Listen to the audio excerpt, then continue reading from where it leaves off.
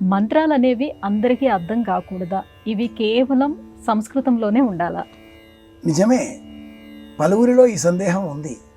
కానీ ద్రవిడ వేదం పల్లాండ్ పల్లాండ్ పల్లైరత్తాన్ అంటూ తిరుమలలో స్వామి సన్నిధానంలో పెద్దజీయర్ స్వామి వారు, వారితో పాటుగా ద్రవిడ ప్రబంధ పారాయణదారులు అనేకులు స్వామివారి సన్నిధానంలో స్తోత్రం చేస్తారు.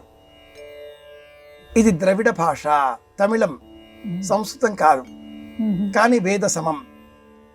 శ్రీ వెంకటేశ్వర స్వామివారి సన్నిధానంలో సేవలో వింటూ ఉంటాం. అలాగే తెలుగులో కూడా వచన రూపంలో సింహాచల దివ్యక్షేత్రంలో ఆ స్వామివారిని సేవించుకునేటటువంటి సంప్రదాయం వచన సాహిత్యంలో మనం గమనించవచ్చు. అనేకులు పండితులు,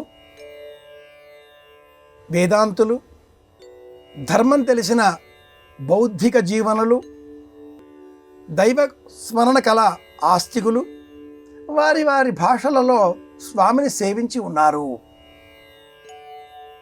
అవధీ భాషలో లిఖింపబడినటువంటి హనుమాన్ చాలీసా, ఇది కూడా వేద సమంగా మనం పారాయణ చేస్తున్నాం. అయినా మంత్రం అనగానే సంస్కృత భాష.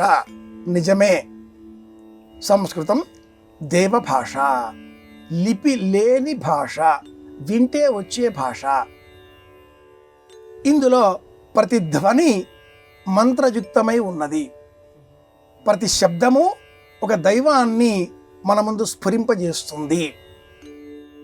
కనుక ఈ మంత్రం ఆ దైవ భాషలోనే ఉన్నట్లయితే మనకు అర్థమయ్యే భాష అన్నప్పుడు, మనకు అర్థమయ్యే భాష, ఈ మాట రెండవసారి ఎందుకు అనాల్సి వచ్చింది అంటే, మనకు అర్థమయ్యే భాష ఒకే విధంగా ఉండదు. మనం అనగానే ఒక ముగ్గురు నలుగురు ఉంటే ఆ వినే మాట ముగ్గురికి నలుగురికి 3-4 రకాలుగా అర్థమవుతుంది. ఒకే రకంగా ఎప్పటికీ అర్థం కాదు. కానీ అదే సంస్కృతంలో ఉండేటటువంటి ధ్వని నిరుక్తం ప్రకారంగా ఒక పదానికి ఒకే అర్థం. అది శాశ్వతం, అది సిద్ధం, అది నిర్ణయం, అది న్యాయం. ఈ లక్షణం ఉన్న కారణంగానే మంత్రాలన్నీ వేదంలోనే, అంటే దైవ భాషలోనే ఉండాలి, అంటే సంస్కృతంలోనే ఉండాలి. ఇది ప్రమాణం. ఈ శబ్దానికి ఇది అర్థం అంటూ నిరుక్తం.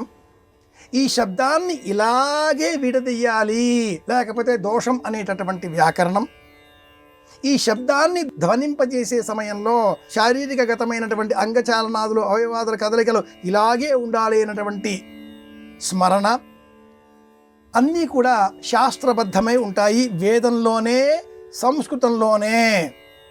కనుక వర్ణస్వర మాత్రాబలం సామసంతాన, ఉదాత్త, అందుదాత్త, స్వరిత, ప్లుతములు గల ఈ స్వరమంతా కూడా వైదిక పరమైనది. కాబట్టే సంస్కృతంలోనే మంత్రాలు ఉంటాయి. ఇది అర్థం.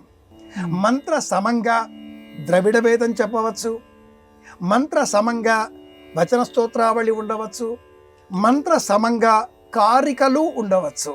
ఇవన్నీ కూడా మంత్ర సమమైనవే, కానీ మంత్రం కాదు. అది విషయం.